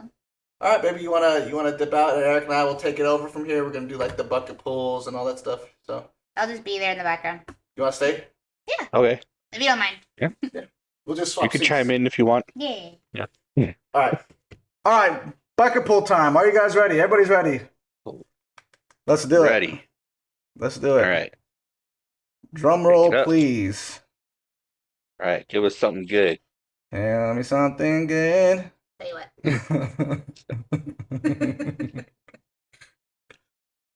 The Wailing. The Wailing. Ooh. Yeah. What movie Wailing. is this? I don't know. What movie is? Let me look. I feel like I know it, but the only thing that's popping up into my head is The Whale. This is a Korean movie. No? Am I wrong? Am I right? Is this one that you're talking I about? don't know. It 2016? has to be it. I Not think Hong that's the Jin? one. It just says The Wailing. I don't know. Where'd you get this movie from, Eric? Somebody suggested to you? I'm assuming I got this from my friend Cam. Okay. Oh. Yeah, no, this is a Korean movie, I'm pretty sure. Okay. Yeah, I have heard of this movie. I haven't watched it. I've actually never seen it. So The Glee. There you go. I'm cool, yo. I'm cool. I'm excited now. Yeah. Um Yay. the when we pulled Halloween, I was like, yeah. I get really excited when it's a movie I haven't seen that I've been meaning to watch. Yeah, this one looks pretty good. Do you want to know what it's about, Eric? I can give you Yeah. Tell me. Okay, it's a Korean film, takes place in Korea, and it says soon after a stranger arrives in a little village, a mysterious sickness starts spreading. A policeman, drawn into the incident, is forced to solve the mystery in order to save his daughter. Dun dun dun. Sounds good. It was made in 2016, and it has a runtime of 2 hours and 36 minutes. Man, that's long. That's a long one. Gonna have to find time for that. Okay. Yeah. All right, cool. Cool. You got anything else to So- say about that? No. If that is Cam, I'm not sure if it was or not. But if it was you, thank you Thanks. for the suggestion. Thanks, Cam. Watch it not be Cam. Yeah. Appreciate it, Cam. Mhm. You the best, Cam. You watching this movie with me, baby? I've heard good things about this one. Yeah, you heard about this one too? Mhm. Cool.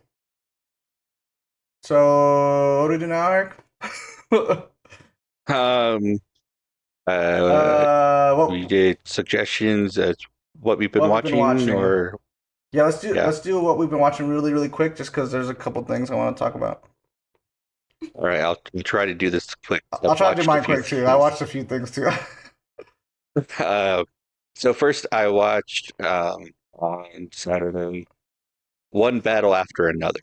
Yes, I watched this movie too. Yeah. Natalie did too. Yeah. Yeah, and it was good. I enjoyed it. I was telling my friends at work, I don't think Leo has made a bad movie. Yeah. And I if know. there is a bad movie with Leo in it, I'm sure he's not bad in it. Yeah. Yeah, he's awesome, yo. Yeah, everything I've seen of him, like, that movie's great. I love it, So Yeah. Yeah. they tried to say, no, Titanic wasn't good, but I was like, nope, I love love the Titanic. It's a great Titanic. movie. Yeah, Is it the Titanic or is it just Titanic? I don't know. Anyways, I think it's just we all Titanic. know what we're talking about. Yeah, Yeah, he could have survived. he could have. Rose is an asshole. Yeah, she is.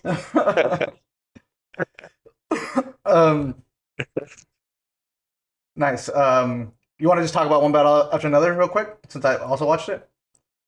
Yeah, Before you give the other things you've been watching? yeah, that's cool. Uh, Is there anything you want to say about it? It was awesome. It was that's all I have to say about it, really. I Yeah. was really sad that I was in Salem when this movie came out and I didn't get to watch it. And it wasn't Yeah. an episode we got to do because it would have been really cool to do an episode on it. Agreed. I think this is honestly one of the best movies of the year. And I think one of the things that stands out about this movie is the camera placement. The placement of the camera throughout the entire movie is good as fuck, yo. It's so well done.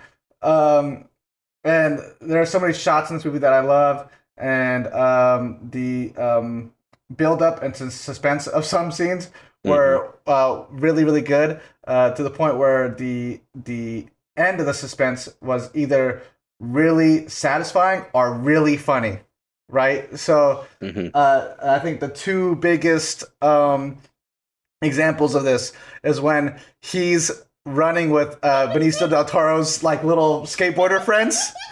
Yeah. The build-up for that's so funny because he's like rapido, right? And they all start booking it, yo, and he can't keep up, and so the whole time we're kind of with Leo trying to keep up with these kids, and then they jump, and then the camera cuts to the side view, and then you see him fall. Yeah. So that's the end of that suspense, the end of that build-up, and that the end of it is the punchline as well of him falling from the building.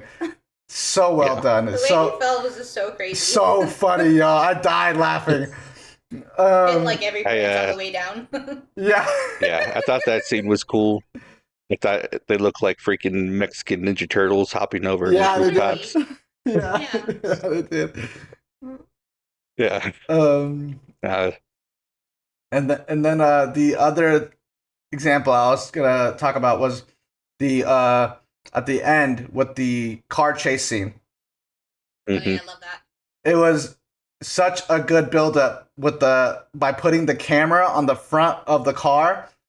You really get the feel of those hills because those hills going into Mexico and going out of Mexico or out on the border, they're really like that. They're crazy. They're going into California like that. It's insane. And Mhm. putting on the camera on the front, you really get the feel of those hills and how blinded the driver is to the other side, right? So when she stops the car and gets out, Mhm. we know exactly what's coming, and we know exactly how it's gonna happen, and immediately we're like, damn, that's a smart ass kid. Like that was a genius move, and that's the end of that suspense. That's the end of that build up, and it's satisfying. Yeah. And the pacing of this movie is also really, really well done. Like once the journey starts, you're on it, baby. You know what I mean? Like we're on this train and we're going. You know, Mhm. I loved it. It was such a good movie, and Leonardo DiCaprio is so good at playing that like humorous, serious character. You know, he kind of does it in Wolf of Wall Street too, and you really see it in this movie. You know. When he talks to her friends, he's like, what do you say? He's like, oh, like, anything you do to her, he's like, I'm gonna do to you worse. So the kid's like, He's like, I'm gonna do the exact same thing to your entire family. Yeah, it's like your whole family. Like that he Yeah. keeps calling him homie. Yeah, He's like, yeah, what's up, homie? Yeah. And he's actually one of the coolest friends she has, because when they're getting interrogated, he's like, do I look like your parent to you? And he's like, I mean, kinda. Like, Yeah. Yeah. good friends, Yeah. except for her trans friend. They sold her out. Yeah. He's non-binary, but Non-binary. Oh, the non-binary friend. Yeah. He's like, I'm just trying to be respectful.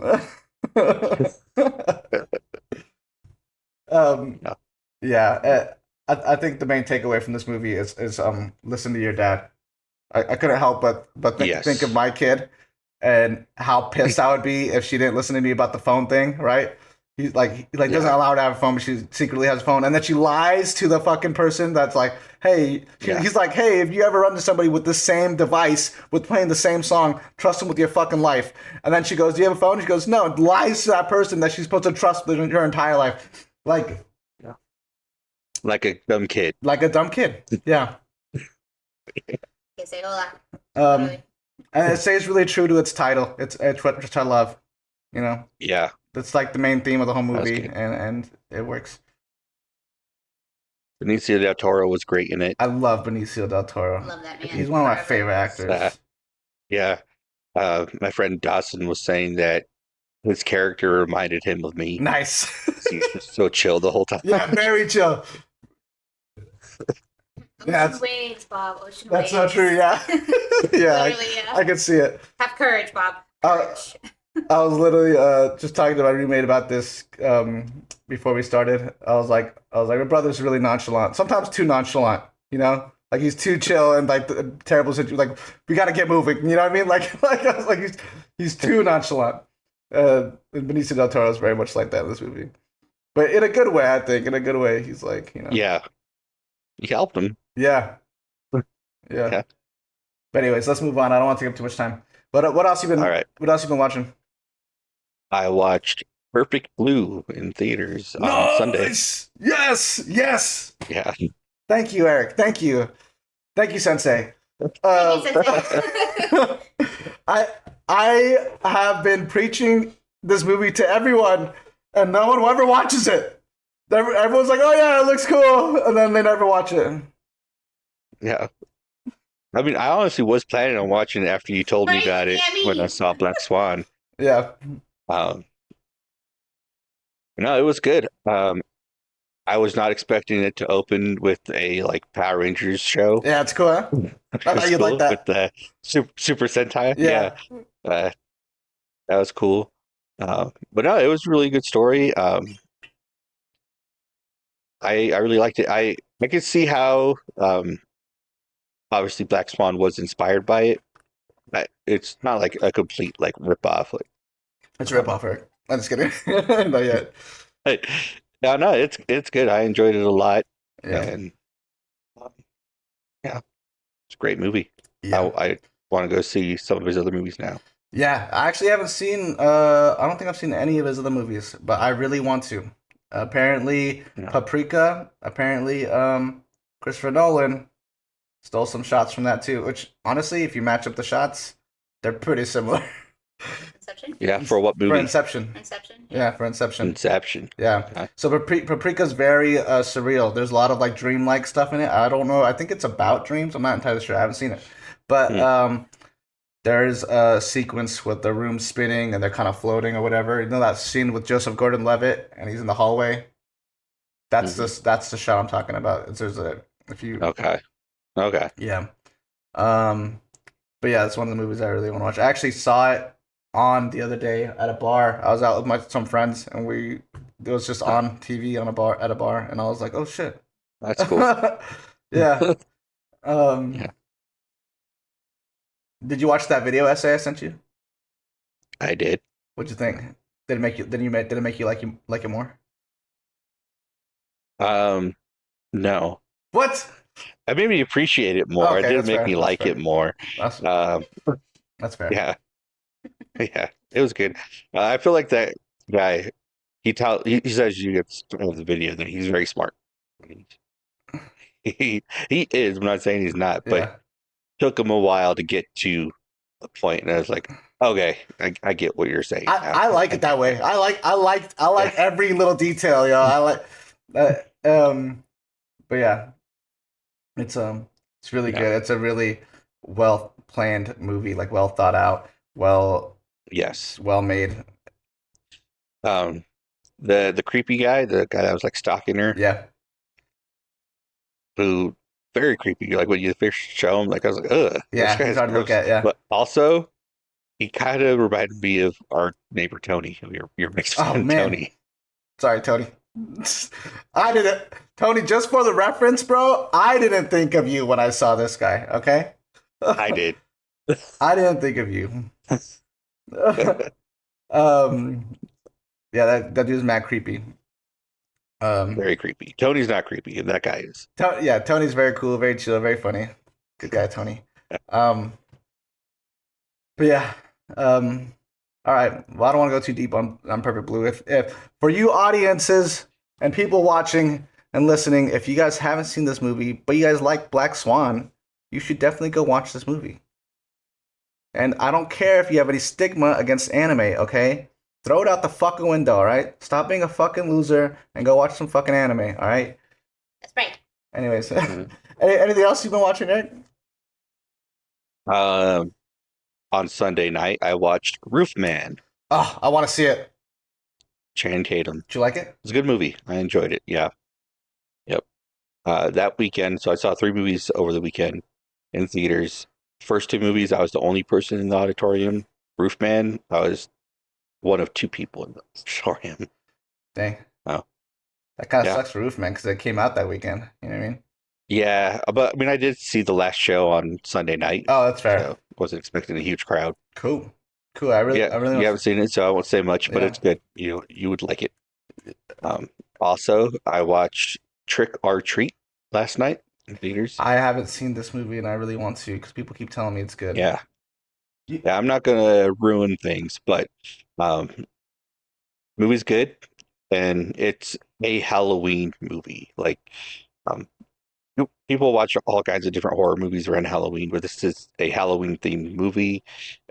It's like a Halloween movie, like a movie for Halloween, like Christmas movies are for like, Christmas time. Like it's about the holiday. The little guy Sam, he's like the spirit of Halloween, and there's one character. I mean, a lot of people are like really celebrating like they should, and so he like punishes them. But one guy, you actually see that he learns from what happened, and so then he like starts doing the traditions and handing out candy, or whatever. Cool. So it's like, yeah, it's like you learn a lesson like you would in a Christmas movie, Yeah. but like it's Halloween, and so Yeah. it's crazy. But yeah, it's good. I would suggest it. You've seen that movie, right, baby? Mhm. Trick or Treat? I'm pretty sure you're the one people that told me that I should watch it. It's good too. I think you and Yeah. you and Steph, I think. Yeah, it's talking like about it's it. fun. I think I guess It it's is a fun. culmination, but I'm trying to like spoil it, but I feel like Eric might already know which was like my favorite out of that one. I think I do. It's Yeah. probably my favorite too. Yeah, it's my favorite Because too. it's really cool. Yeah. It is really cool. Woo! Yeah, I saw it with a friend who had never seen it before. When that scene came on, which I'm assuming is what you're referring to, he was just loving it. So Yeah. I was like, female Yeah. rage. I'm here for it. Okay, now I gotta watch it so I could be in on the. I don't know what's going on right now. yeah, you'll like it. Okay, we watch it. Yeah. All right, sounds good. What? Anything else? No, that's it. Okay. So I felt like one of those people in the drive-through when you're ordering something. And then Is that all? And is that all? Anything else? Anything else? It's like, motherfucker, I will tell you when I'm done. Yeah. Okay, like I will tell you that is all. They try to give you your total, and you're like, "Bitch, I'm not done ordering it." Yeah, I Like, know. it's like, I still have like 5 more things to order. Calm down. Yeah, I get so mad. But no, we're just pushing on time. So I've been logging the movies I've been watching on Letterboxd. So this is how I'm going to remember Nice. what I've watched because I often forget. But we already talked about one battle after another, and then we watched The Conjuring, Last Rites, the Mhm. newest Conjuring movie. It was pretty good. Have you seen it, Eric?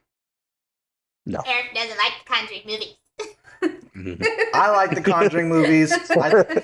I don't think there's a lot of like high budget horror that's doing well right now, and I think Conjuring of all the high budget horror that's happening is probably the better of it. I think. Yeah. In my opinion. That's fair. Yeah. Yeah, specifically the Conjuring, not like the Conjuring like universe, like the Annabelle, Llorona. Those are all like No. Yeah, the Yeah. Llorona's Spin-offs part of are the really Conjuring? bad. Huh? The Llorona. La She's Llorona, part of yeah. it, yeah, La Llorona. Mhm. Oh, I didn't know that. That was an awful fucking movie. That's what I've It heard. was so bad. I was like, hi. I don't even want to talk about it. Let's not talk. What were you gonna say? I was just Ricky? like, how y'all not gonna cast a single Latino person in this fucking movie? Yeah, it's like all white people. Hello? Anyways. Hey, the lead is Linda Cardellini. That's like an Italian name, right? So it's almost. Close, I guess. Not close enough. Ulak. That reminds me of Apocalypto almost. Yeah, almost. We shall call you almost. Yeah. But it was okay. Yeah, we give what Conjuring like a 3.5. I gave Yeah. it a 4. On Letterboxd, I gave it a 3 stars out of 5. It was pretty okay. Yeah, I gave it a 3.5. I think the story, the real story, which is based off of, is about a mirror, and I think it's hard to make a mirror scary. You know what I mean? So I think they kind of had some something a difficult task to work with. I think, but Mhm. but I think they made it work pretty okay, to be quite honest. Cool. I liked that movie Oculus, I think it was called. It was about Right. mirrors. Yeah, and that movie was okay too. I actually wasn't a huge fan when it came out, but yeah, Yeah. that one movie Maybe was similar all vibes. about a mirror. Yeah. Yeah. And of the Conjuring movies, I actually liked the last one. Was it The Devil Made Me Do It? Yeah. I Thought that one love was that good. one. We- So many we people liked hated that one on that too. one. Yeah. I love that one. We went in high to that movie. You mind me saying that? You can cut it if you don't mind. If you don't I like. don't care. So this is back when I haven't smoked in a while, but this is back when I was smoking, and we went into the movie just super high, right? Big mistake for me. Because this is something I used to like to do, which is get really high and just go see a movie. That's what Thompson does, yeah. Yeah, it's awesome. It's the best. Maybe I shouldn't say your name, but yeah, that's what my friend does. You bleep it or cut it out. Up to you. You're the editor. You're in control. What was I talking about? Oh yeah, so we went to the movie. We went to the movie high. Also, people, maybe stay away from drugs because that's why I can't remember anything ever. Drugs are bad. Don't give in to peer pressure. But yeah, we went in very high, and I felt like I could see the devil? yeah, the devil. I could see the pattern in which they were using their story structure. And part of me made me like it more. Actually, I felt like I could feel the arcs coming, right? Like when the scary things were Okay. about to happen, and Yeah. it made it really predictable for me. But I also think, I don't know, it was fun. It was fun. It You was, got the same wavelength. yeah, it was a fun watch for me. I really enjoyed watching that movie. That actually does sound kind of fun. Yeah. But yeah, I really like that movie, and a lot of people don't seem to like that third movie for some reason. Yeah, people are like, it's boring. I'm like, The whole we thing not is watch like it starts off crazy, the you know? like the first like Yeah. 10, 20 minutes of that movie were insane. Yeah. Like, what are you talking about? Like, Is there any My Hero Academia, the final season? We've been watching that. Uh, I need to get caught up. I think it was season It's getting 3 good. I fell off. yeah, it's getting good. Yeah. I love that show. I think a lot of people fell off around season 5 because I thought 4 or 5. It took a while to come out with one of the seasons, and then a lot of people stopped Yeah. watching. Yeah. But it's good. I like it, and the season's getting kind of crazy. Yeah, It's it's been- good. I like the show. Like obviously I love superheroes and comics, and so to see another culture's take on that genre, I thought is really interesting. Yeah, it's very inspired by Western comics too. So it's pretty cool. Yeah, very much Yeah, so. it's always fun when you see a superhero in My Hero Academia that you're like, oh, that's obviously based off of this character Yeah. here, Yeah. But and then Kaiju number 8, which I mentioned last time, and then was there something else that we started watching, maybe? We always forget about this show, but Only Murders in the Building. Oh, there you go. Only Murders in the Oh. Building. Steve Martin. Yes. Martin I need to watch Short, that. That's and- honestly a really good show. And I know. Selena I've watched the Gomez. first 2 episodes. It's really funny. It does a good job of like creating like that like sitcom-y humor, but like also keeping you engaged with the mystery of it. Yeah. You know? And it has a good mixture of like, I guess like millennial humor or like younger humor, like Selena Gomez our age versus like Martin Short and Yeah, Steve they Martin. do- My age. Yeah. Your age, yeah. They do have a good balance Like- thing they're going on there, and I Yeah. think that also helps widen their target audience as well, Mhm. which is pretty cool. 'Cause you got Yeah. older people that can relate to it, and then you got younger people that can relate to it too. Yeah, I Yeah. guess. Dang, I know. I kind of felt like we were watching more, but I guess I think that's it. I was like, no, I know no one cares, but I'm watching Outlander. Natalie actually watched Okay. a lot more than I have this week. She's been what others? She watched Exorcist of Emily The Rose Exorcist last of night. Emily That's the first time I Rose. ever watched that movie. I like that one. It's a good one. It definitely is the one It's that a started the courtroom whole like drama. possession craze. It is mostly, yeah. Yeah, Yeah. Josh at one point he was like, "How do you like it so far?" And I was like, on the verge of tears. I was like, "This is very sad." Like, Yeah. Hmm. And then what was another movie you watched the other night? It was another scary movie. Was it The Nun too? No, I think it was. You did watch The Nun too. Oh, I think that was a God. couple weeks ago. that was pure comedy. That was so bad. Yeah, one of our friends said it wasn't that bad, so Natalie watched The Nun too. I didn't watch it because I was like, I don't even like the first fucking movie. I was so- like, "What in the Chronicles of Narnia is Mhm. happening right now?" yeah. I think that was it. I could have sworn I I watched could have something sworn you Yes. watched something else. Anyways, we don't have time. Let's move on. What's it called? Final thoughts. You guys want to move on to final thoughts? Yeah, before final thoughts, I just want to take a moment to say hope Deanne Keaton, right? And Yeah, Diane Keaton. Drew Struzan, artist. Oh yeah, the artist. Yeah, Yeah, they both passed away. Just hope they rest in peace. They both left giant bodies of work. yes. Well, it's Yeah. it's Drew or Stu? What? Cabin in the Drew. Woods.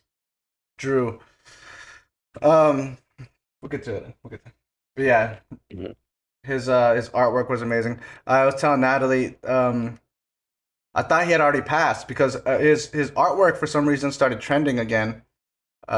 When Mhm. I say again, like it was trending at one point, but people just started mentioning, kind of pointing to the fact that he drew all these posters and like he's kind of like an artist that doesn't get talked about, and everyone knows his work. Everyone knows his work, but not his name. Like for example, right now I was like, "Is Drew Strew?" But yeah, Drew Struzan. Yeah, he his work was trending probably like sometime this year. I want to say earlier this year, and I think I just stopped because his artwork was trending and people were like, "Hey, this is Drew Struzan. He did all these posters. You guys should know who he is because you guys know what his art looks like, so you should know what his name is." And I thought because this was getting trendy that maybe he had passed, and so I thought he had passed already. So when Natalie, was it this morning? You woke up, and It was like literally a day ago. or yesterday, Yeah. she was like, "Hey, Drew Struzan passed away," and I was like, "I thought he'd been passed away. I thought he passed away like a couple months ago." And she was like, "Oh, maybe he has." And then you messaged me, and I was like, "Did this just happen?" I was like, "I thought," Yeah. which is so weird. Yeah. But yeah, rest in peace. Mhm. Drew Struzan. It's his artwork's incredible. Like it's It is. Yeah, I made my background is ET poster nice. because I love ET. I feel like his Back to the Future Yeah. poster is always like the one that's most recognizable. Like I think everybody Yeah, knows that it's so one. iconic. Yeah, that one, and then his Star Those Wars Star one. Wars. Indiana Yeah. Jones. Yeah, Indiana Jones. Yeah, Big Trouble in Little China. yeah, Harry Potter. List goes on. yeah. He's amazing. But he definitely left his mark, which is awesome. You know, I think as an artist, I think that's all you can hope for is that what the stuff you lived for, the stuff you worked on, the stuff you left behind, um, meant something, and Yeah, made a mark. And he did. So yeah. And Deanne Keaton, I don't know if I've seen a lot of her movies, but she is in one of Mom's favorite movies, and that's Father of the Bride. nice. Yeah, Yeah, Diane Keaton. So sad that she passed. She's yeah. she's awesome. I love her in Annie Hall. Um, hmm it's a Woody Allen movie. If no one's seen it, and I know Woody Allen is a controversial character now. He's kind of a weird, technically, he's potentially He just married his daughters. potentially a weirdo. You know? Yeah. No, yeah, it's definitely strange, but something's got to give. I love that movie. Yeah, it's a good one. Mhm. But yeah, Annie Hall. I read something about it recently. Annie Hall dresses very peculiar in this movie. Mhm. She's the main love interest to Woody Allen, and she's just kind of like this very interesting person who's like she's like very articulate, very well like spoken, just carries herself very well. She's very independent. She's like the kind of woman that Woody Allen's character is just drawn to, and the way she dresses is not how your stereotypical actress would have been dressed during that time that the other movie came out. Like if the lady had a lead role, they would have dressed her up in like a dress or something, right? And they actually had what do they call them, the costume designer person. Mhm. She had her a dress for her to wear for the movie, and Dan Keaton, she looked at the dress and she was like, Annie Hall wouldn't wear this. So she went home and she grabbed an outfit from her own wardrobe and came to set the next day wearing her own clothes, ready to do the scene. And I think some people were pretty shocked by it. Some people were kind of offended, I think. But she was right. That added to her character, and now she's like that. I think she's in that movie. She's very iconic. Mhm. So, Diane Keaton, praises. You're saying something's gotta give. Is Oh, I just movie like that one maybe? a lot. With Jack Nicholson. Yeah. Yeah. Jack Nicholson. It was just Yeah. really funny. I've yeah. never seen it. Yeah, it's a good Yeah. one. Yeah. I feel like Carlos likes that movie. Really? That's so funny. Mhm. I feel like people think of like movies like that. Like, I feel like that was like the era of like, I don't know, like My Best Friend's Wedding, The Wedding Date, that whole like era of like, rom coms and like older, like, but like older actors, Older like, romance. Yeah. Yeah. hmm Yeah.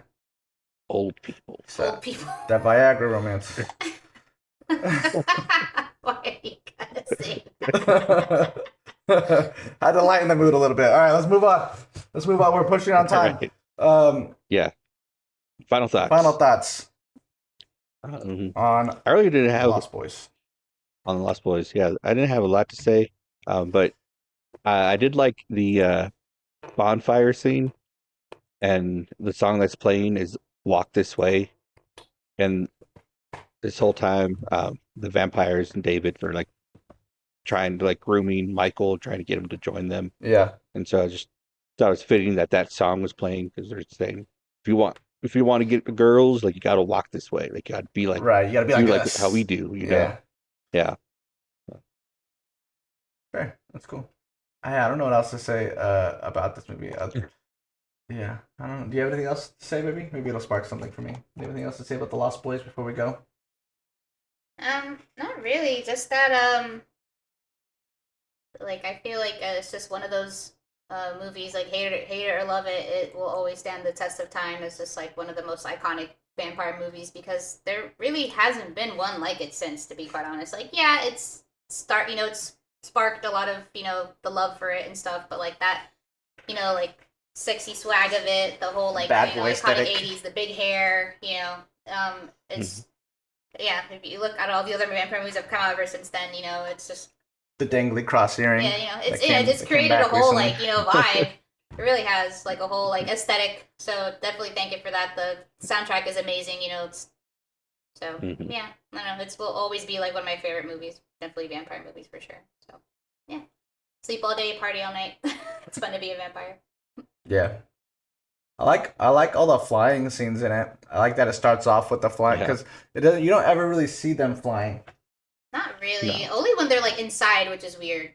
Yeah, you see Michael fly outside the house, and that's about it, really. I think, right? And then while they're inside the house as well, Yeah, when they where, attack the house. where they can have wires, is what I'm assuming, right? Yeah. Yeah. So- yeah.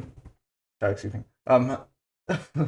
But I think they did a good job of just having, which back then I'm sure they didn't have drones, so it's just a helicopter shot Yeah. of the camera moving over the water or whatever for all the flying scenes. Yeah. But it gives you like it puts you in their perspective, and even though like you're not seeing the characters fly, you're kind of getting the idea that they're flying, and then they have all the bat noises to kind of really Oh, yeah, I love the accentuate bat the fact noises. that they're flying away or they're flying in, Yeah, and the yeah. wind. There's always like hella wind when they're Yeah. flying. Yeah. Yeah. So I think that's really cool. I think that's a very innovative way to be like, hey, we need flying characters, but we don't have the budget to make motherfuckers fly. You know what I mean? So let's just do a helicopter shot, and some bat noises. Just makes the camera fly. Yeah, exactly, and it works. It works. Yeah. It's a good movie. I probably watch it, again next year, and then the year after that, and the year after that, and this is my life now. I'm just kidding. I'm okay with watching it. It's fun. It's a fun movie. I like it. All right, what are we gonna watch next week, Eric? I don't know. What are we going to watch next? Have we Dang. talked about this I don't yet? think we talked about this yet. I guess we could talk about it later if you want, and then Okay. when we figure it out, you could just put it on the screen. All right, audience. Okay. Well, you will figure out what we're watching when we figure it out. When this episode comes out, we'll figure it out by then. Eric's gonna put up a nice big picture for you to see, a nice big reveal. Mhm.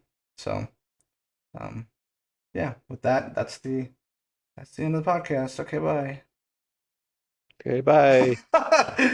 All right, bye everyone. Love you guys. Like, subscribe. All the things. Yeah, comment. Movies for the bucket pool. Send us an email. Reviewing our reviews. Send us an email. Just talking about our podcast, or even if you just want to be on it sometime, that's cool too. Talk to us. Engage with us. We want it. We want to hear from you guys. That would be so cool. Okay. Yeah. Like, subscribe. Okay, love you. Love you guys. Bye.